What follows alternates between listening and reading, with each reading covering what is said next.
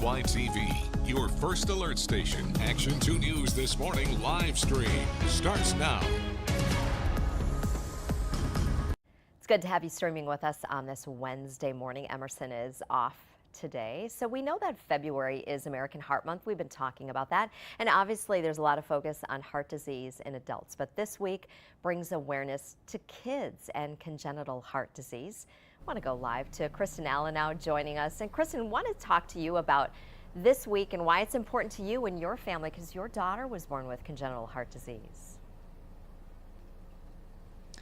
That's right. Congenital heart disease, congenital heart defects are actually the most common heart defects in the world, and 1 in 100 babies is actually born with a congenital heart defect. So it happens a lot more frequently than we even really know. And so it happened to my daughter Braylon. She's one of my twins, and she was born in December of 2018, and she was born with what's known as a ventricle septal defect. And so that's basically a hole in the wall between the lower chamber of your heart. And so they can be different sizes, and if they're larger in size, then they do require surgery, open heart surgery, typically to patch and repair them. And so she had her surgery back in March of 2020 when she was about 15 months old. It actually happened just days before the COVID shutdown. We all remember that. So I was in the hospital with her as that was actually happening. So she had that surgery then, and she's 7 years old now. She just turned 7, and for the most part, she has been thriving. So it's amazing to see that and to see what that beginning part was like for her. And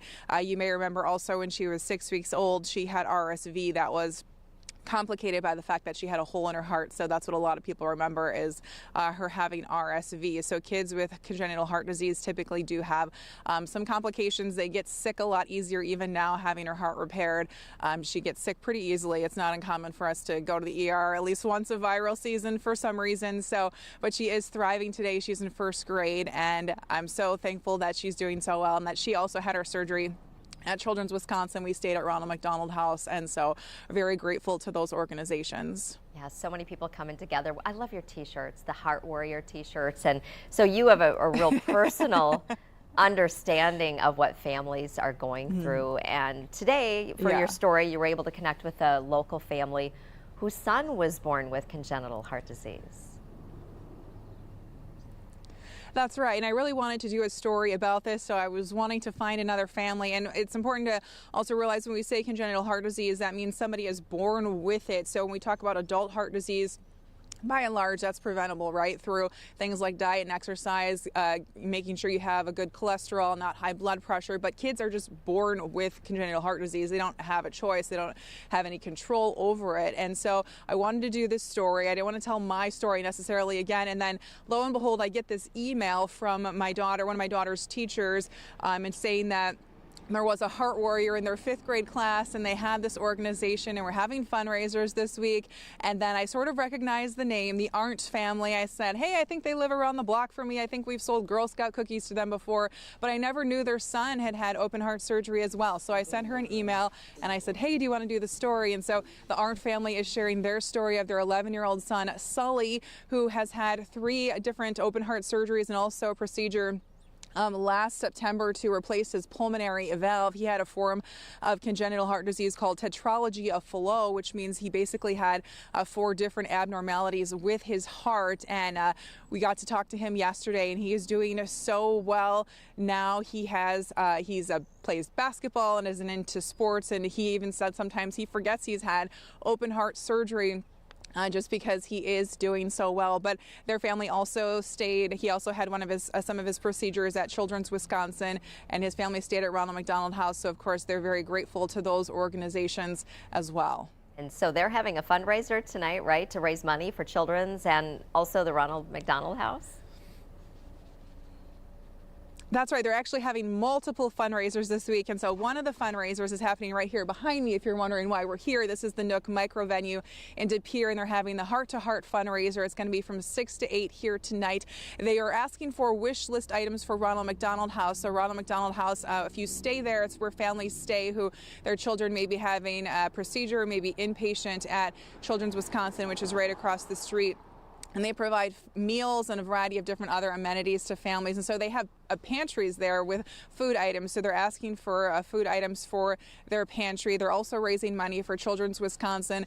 There will be raffles, food trucks, heart merch, a variety of stuff happening here.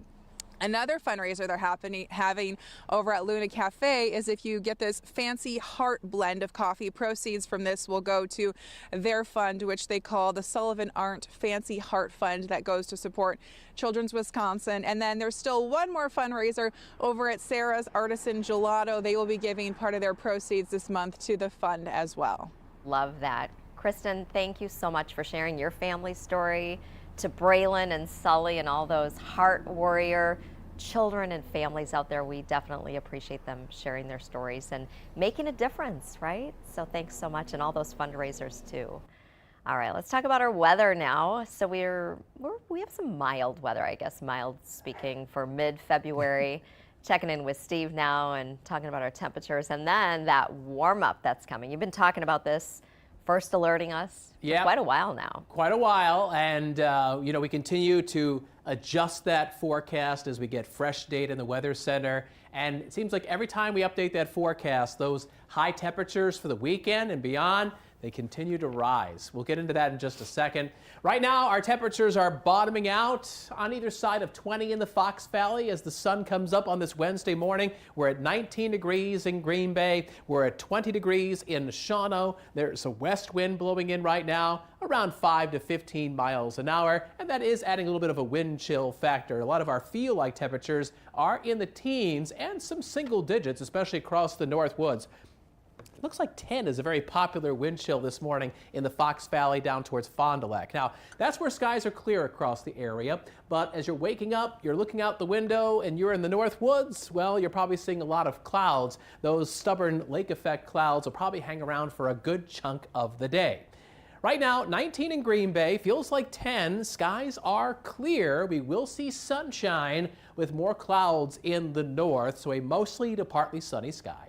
Cold, brisk, high temperature of 31 degrees. And let me give you the high temperatures across the rest of the area with First Alert Pinpoint Predictor. A high of 28 today in Lakewood, 29 in Sturgeon Bay. We'll have low 30s in the Fox Valley, and to the west, a high of 34 in Wapaka. Now, with that west-northwest wind around 10 to 15 miles an hour, it is going to feel a bit colder with wind chills in the teens to about 20 as we go towards this afternoon. Next weather maker, I know we've been talking about this, the warm-up that's coming, right, Steve? Yes, and a big warm-up, which is going to give us a February thaw. And this is going to be into the weekend and into next week as we get a major pattern change across North America.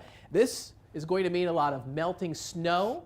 Your downspouts, you'll hear the water dripping down those all through the weekend. And ice on inland lakes and other bodies of water may start to break up a little bit. And we might even have some ice jams early next week as our high temperatures go all the way into the upper 40s, Sunday into Monday. Those high temperatures, they're about 20 degrees warmer than average for this time of year. And this is probably not going to be a short-term thing, because even beyond the next 7 days, the 8 to 14 day temperature outlook, that takes you out to February 24th, calls for a high probability of warmer than normal weather. So what is prompting this? Well, the jet stream, the fast-moving river of air thousands of feet above us. Over the next few days, flowing in off the Pacific, blowing in mild air over the Rockies, down into the plains and the Midwest and the Great Lakes. And as this happens over the next couple of days, the snow in your yard is going to melt away. Now, as of this morning, the snow depth in the Fox Valley and Green Bay, around 3 or 4 inches.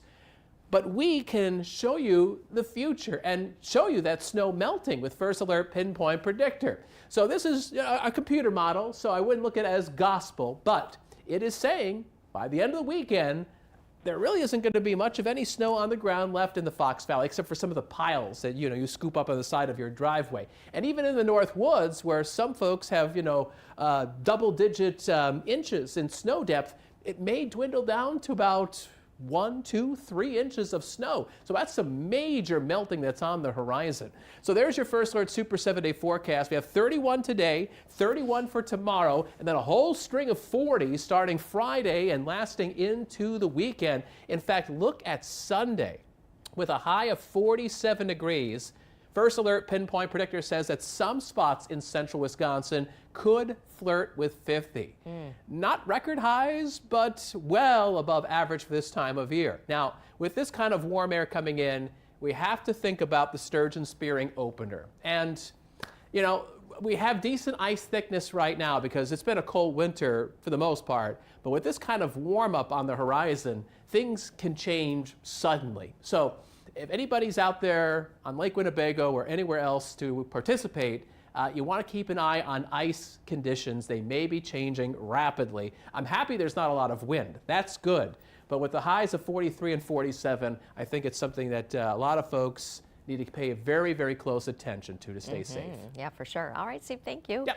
2 Wisconsin athletes are competing in the Winter Olympic Games today. One is on the slopes right now. Ben Loomis competing in his 3rd Olympic Games right now. He's part of the Nordic combined ski racing. He's now racing in the cross-country skiing portion. So earlier this morning at 3 a.m. he did his long ski jump, and what you're looking at here is video of his previous competitions because we can't show those highlights from Olympic. Oh, Garrett tells me he is actually competing right now. Yeah, pretty close to competing right now. So okay, we'll be watching that. Let you know how he does when he wraps up. 16th place right now. And then also Team USA speed skater Jordan Stoltz of Kewaskum. He will be competing in the men's 1,000 meter race today, trying to win gold in the Winter Olympics. This is Emerson Lehman got to check in with Jordan. It was at the Pettit Ice Center right there. The sign says that. So Jordan first was on the Olympic team at age 17. That was in 2022. Now he's 21 years old, and he's been winning 7 world championships, holding several world and track records. The race starts at 11:30 this morning. You can watch our updates on air and online at WBAY.com. I love it. When Emerson talked with Jordan and his dad, they said, you know, started in like the backyard and then went to a pond and clearing off the ice for his son to practice. And look at him now, they're at the Olympics. So we certainly are rooting for Jordan and Team USA and everyone there. All right, moving on now to Best Burgers.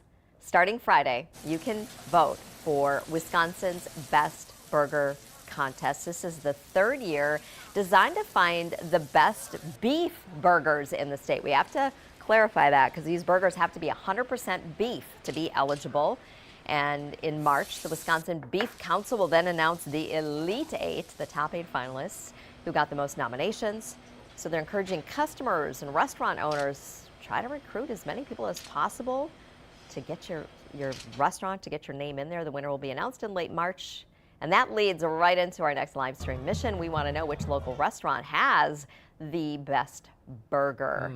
Okay, and a note here, fast food does not count. So okay? Culver's is good, but it can't count then, right? Guess not, no. Yeah. That's considered fast food. We're going to go through those answers, share our own during tomorrow's live stream. I'm going to have to come up with one of those. Okay, Our family I'll have has to a think about that. Culver's problem. Oh. We do. We have a I serious, like how you say that. We have a serious Culver's problem. But Yeah. there's a lot of great, you know, restaurants, little holes in the wall yeah. that make such a Yeah. good burger.